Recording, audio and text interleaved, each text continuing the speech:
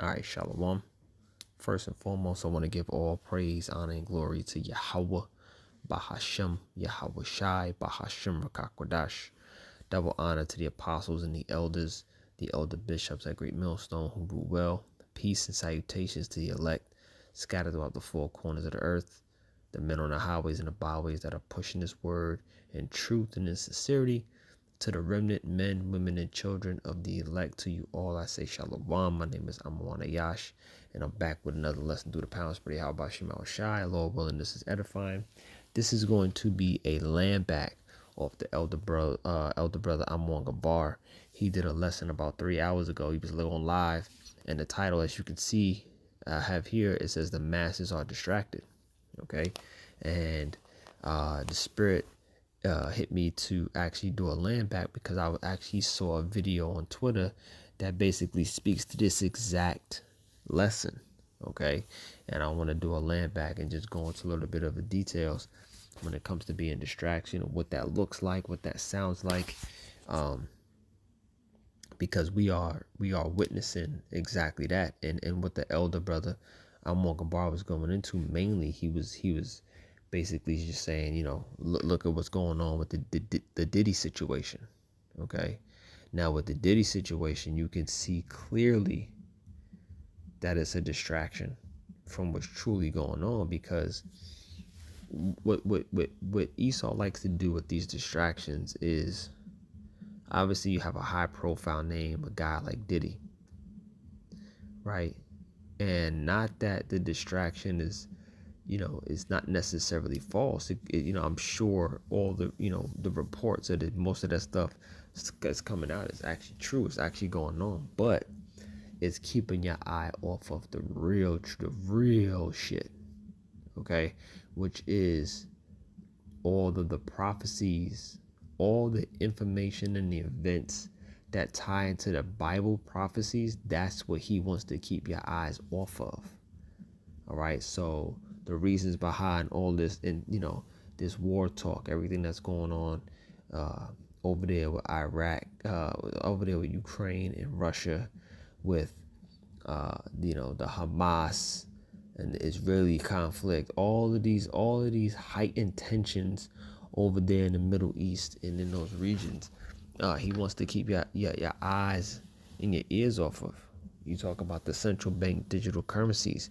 We're talking about all the information concerning the MOTB, all the things concerning the next sort of pandemic, right? All of these different things that are associated with Bible prophecy, he wants to keep your eyes off of. So he'll throw you Diddy, and he'll throw you, because when you look into all the information that's coming out, you got a lot of not only high profile politicians, but you're looking at A-list celebrities from the likes of, you got people like Barack and Michelle Obama's name has been floating around as connected to Diddy. You got LeBron James, Jay-Z, Kim Kardashian, you got Usher, you got Justin Bieber. I'm talking about, you name them. You know what I'm saying? Anybody who's somebody in the entertainment industry, sports, they've been around this man. They've been around Diddy. They've been around his parties. They've been around the chaos and the filth that goes on amongst these celebrities. Okay, because again, these celebrities are bought and paid off, okay, by the people who run these record companies, and these record company owners, they're all juiced in, with one another, and it's all one big conspiracy to pollute and destroy a society, namely of Israelite descent. Because you look at all these industries, they're full with Jakes, right? There's Jake running all through the hip hop and the music industry, and all through entertainment, and all through every which way, because hey, Jake is the soul of the earth, and we make this shit jump. You know what I'm saying? And that's just the truth of the matter. All right, so the masses are being distracted. Okay, there's a lot to, don't get me wrong, there's a lot of information to receive. There's a lot to uncover when it comes to this stuff. But again, you got to know this is one of Esau's tactics. One of his tactics is to pull the wool over your eyes and distract you with things that are typically captivate you and have your interest. Like I mentioned, all these A-list celebrities, these politicians that people are attached to. You put a scandal in between all of that, and you put some juicy information, okay, that people are gonna want to know about and dig deep and try to figure out. That's a great way to disturb or distract society. Okay, now real quick, I was thinking of, okay, what I was mentioning. You see how it says the masses are distracted? That's the actual opposite from what us hopeful members of the elect are fighting and striving and praying against, which is being distracted ourselves, being swayed ourselves. The scriptures talk about this. Is Matthew 24:24. It says, for there shall arise false Hamashiachs and false prophets, and shall show great signs and wonders, insomuch that if it were possible, they shall deceive the very elect. While the masses are being deceived, the elect is seeing everything for what it is, because we have the spirit to discern. We have the spirit of knowledge, wisdom, and understanding. We have the prophecies. We're measuring the times, and we understand we're in the time of the end. Okay, and in the time of the end, Esau is going to come with mass forms of deception, mass forms of corruption, mass forms of evil. This is because he's on the last leg of his society. All right, so we understand perfectly what's going on. No, we may not have all the details concerning what's going on with Diddy or anything that's going on in the world, but we know ultimately what it leads to. And we know what the prophecy says. So through the power and spirit of Yahawashi, our eyes are open. The wool is not pulled over our eyes. Okay, now real quick, let me go into this video in Twitter, because like I said, as Ahmawan Gabar was doing his lesson, I had got a video from X that goes into the same thing. It says, why you're distracted. Relative to its importance in our country, and like many other issues, we're going to be deciding on November 5. Look at the bottom. It says, please listen, House Republicans rally against the UN and World Health Organization to prevent American sovereignty. They're distracting you with Diddy. Wake up. Right? So that's the whole point. They're distracting you with Diddy so you don't hear and watch and see videos like this. Okay? Which talk about the plans of the UN. Okay? And what they got going on. So listen up real quick. What kind of a country we're going to be, and it applies to this issue as well. President Trump had withdrawn the U.S. from the WHO, and of course the Biden administration, like every other disastrous decision they made, reversed those policies when the Biden-Harris administration got in charge. Well, later this week, the UN is going to hold a, quote, summit for the future. And they're going to produce, this is right from their website, an intergovernmentally negotiated, action-oriented pact for the future with a chapter on transforming global governance. Ascending beyond the powers being sought by its subordinate agency, the WHO, the UN is seeking even broader and more powerful authority, as you will hear a lot about today. The Biden-Harris administration apparently intends to fully support the surrender and compliance of the U.S. to the UN in these endeavors. They are aligned with the international globalists that hate America, that hate the Constitution, that hate our founders, that hate our founding Judeo-Christian principles, and they want America to become like the rest of the world. They don't want us to be subordinate to or governed by our Constitution. No, they want America to be subordinate to and governed by the UN, the World Health Assembly, and the WHO. And in fact, they intend to join with others at the UN summit this week to vote to award additional powers to the UN Secretary General. They seek to facilitate the evolution of the UN from an international cooperative body to an international governing body. These powers would be triggered by any one of a number of so-called global emergencies, whether it was a so-called climate emergency, a health emergency, a cyber emergency, or a gun violence emergency, whatever that's supposed to be, a financial emergency, or whatever they deem appropriate. And the Biden-Harris administration is in full agreement with the UN and the WHO on efforts to place us under their authority and to require such things as their international health regulations, including the surveillance of U.S. citizens, the censoring of dissenting views, and much more. The American people didn't vote for this, and they don't support this, and it's up to the people's representatives, that's us gathered here today, to have a responsibility to expose this and to reject this. The U.S. should defund the WHO again. We should withdraw from the WHO. Any agreements with the WHO or the UN should require Senate approval or disapproval. And a bipartisan House majority voted to require Senate approval just last week with Tom Tiffany's bill on the House floor. So I'm gonna stop it there, just for the sake of time. But I think some of the points that this man mentioned were important, and what a lot of people, he first mentioned, not first, but one of the points that stood out to me was that he mentioned that under the first Trump administration, when he was in office years ago, that he actually departed or separated the U.S. government from the WHO. Okay, so he didn't partner with them, and they weren't, I guess, the governing body of, information concerning, public health. All right, things of that nature. So, and I think most Americans probably don't know that.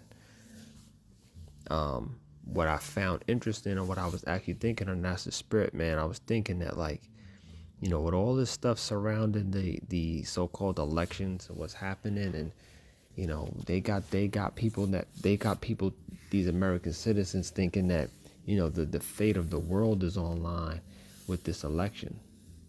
This is going to be one for the ages. This is going to be the one to tell the story as if America will continue as the powerhouse that it is, or will it just fall? Is it just gonna fall to pieces? You know what I mean? And I was thinking, man, you look at these two candidates, the people who actually have bought and paid for this country, the people who really pull the strings, the elites who own America, Babylon the Great, who own this company, this business.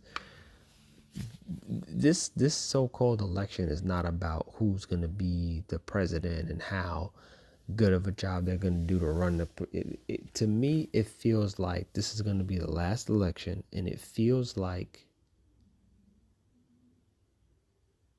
that the government, the structure of as they implement this new world order system, the structure of the government will not be the same. That it doesn't feel like this country, they want to run this country with the sense of a president, and then that person being in the top spot, he being the top dog. It feels like this country is going to try to implement and use these organizations, these agencies, to run the country.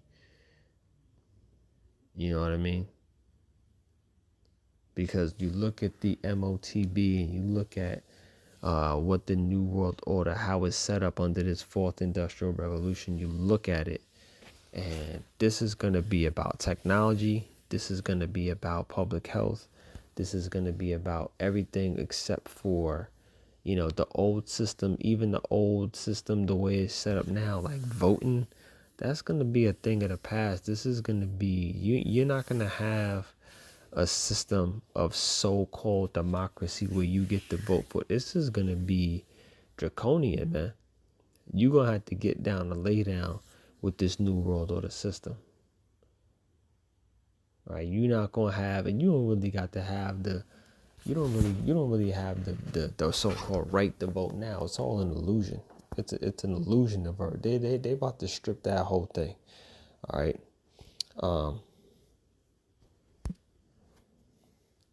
He mentioned something real quick, and this won't be a long lesson, but he mentioned on the UN website, which I pulled up. I went and Googled it. This press release is showing.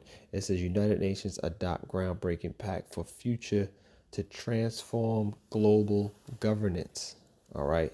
So the UN is adopting a new pact that transforms global governance. What's global governance? Global governance is basically the organizations and the agencies that govern the globe, all the nations, right? All of the nations. You have these different organizations and these agencies that are put in place to govern, whether it comes when whether it's public health with the WHO, whether it's who governs the banking system and how the money operates, the global policies on, let's just say, war, and how all these countries have to abide by the rules when it comes to negotiate sanctions and how those get applied to all these different governing bodies. The UN is adopting a groundbreaking pact on the future or how to transform global governance. Now it says here, I'm gonna read a little bit of it. It says the world leaders yesterday adopted pact for future includes a global digital compact. All right, so let's keep that in mind. Global digital compact and a declaration on future generations. The pact is a culmination of an inclusive years-long process to adapt international cooperation to the realities of today and the challenges of tomorrow. The most wide-ranging international agreement in many years, covering entirely new areas as well as issues on which agreement on which agreement has not been possible in decades.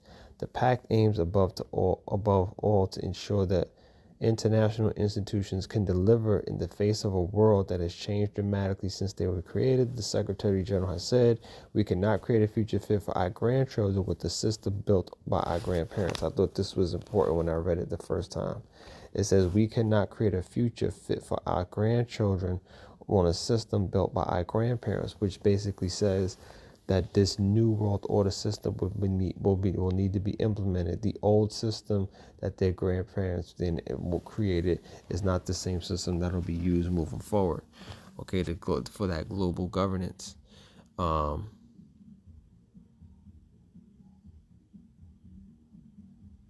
It says the pact covers a broad range of issues, including peace and security, sustainable development, climate change, digital cooperation. What will be digital cooperation? Okay, hey, I guess we'll find out soon.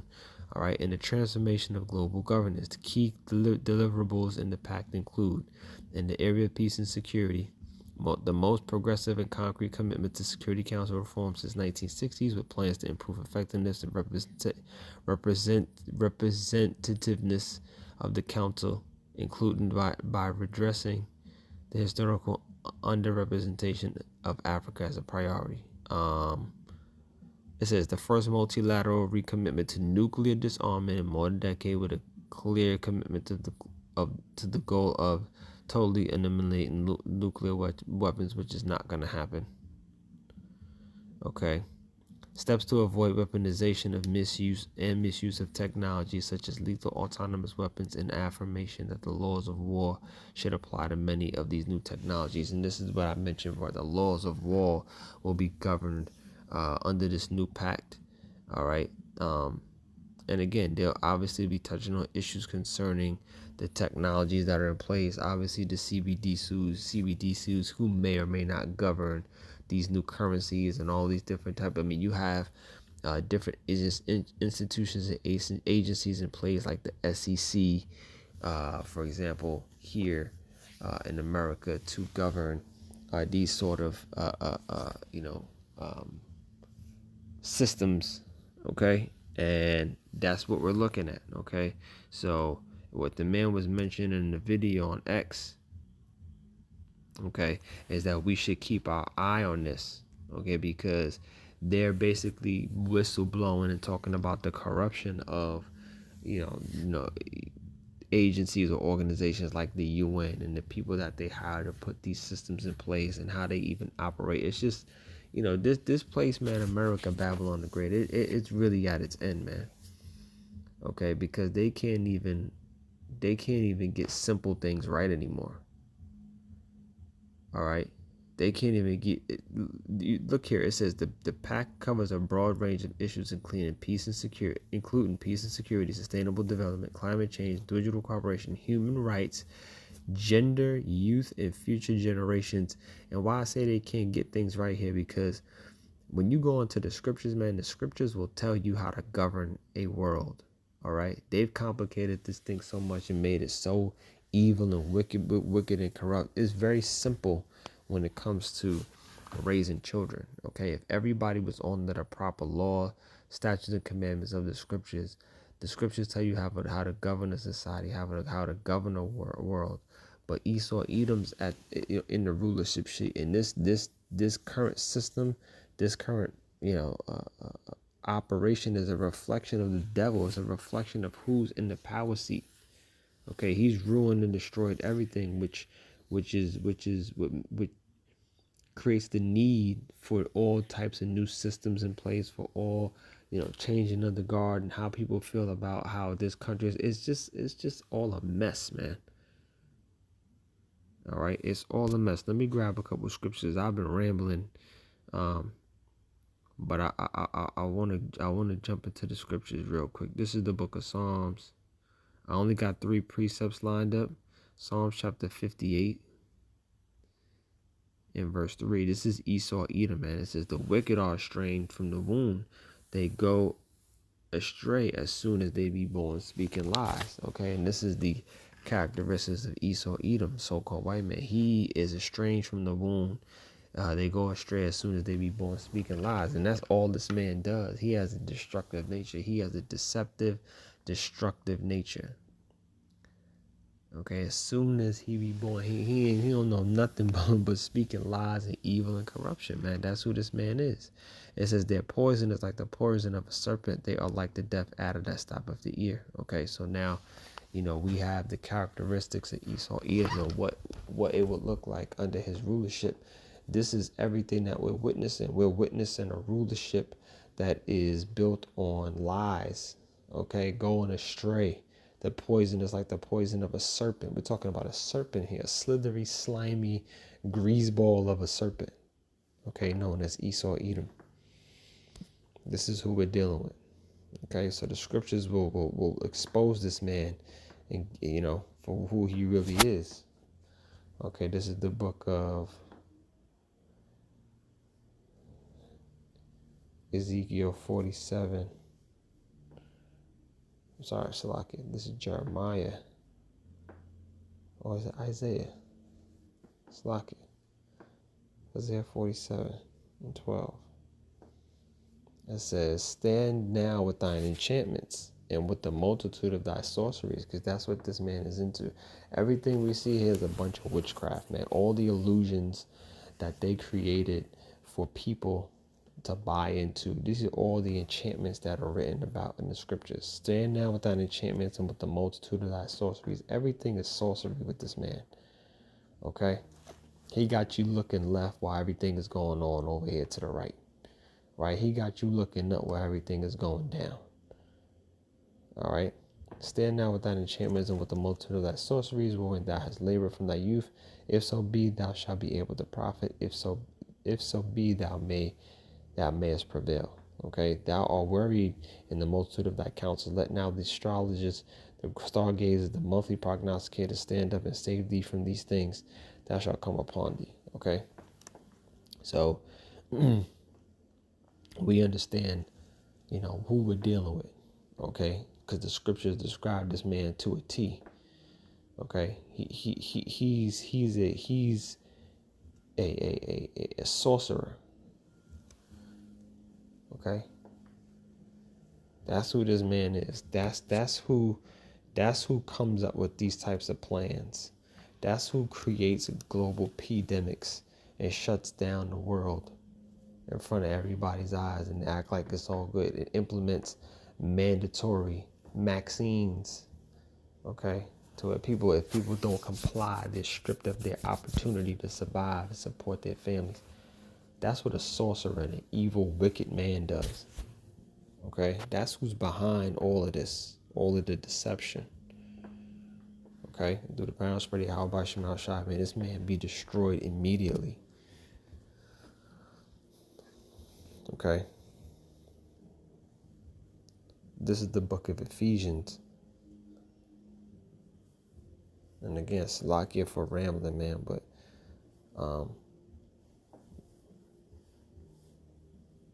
just wanted to speak a little bit on, try to prove my point through, sometimes, hey man, sometimes we just gotta speak as a man, and and then tie it into the scriptures, man, because we've had to deal with Esau, Edom all our lives, right? Even before we came into the truth, right?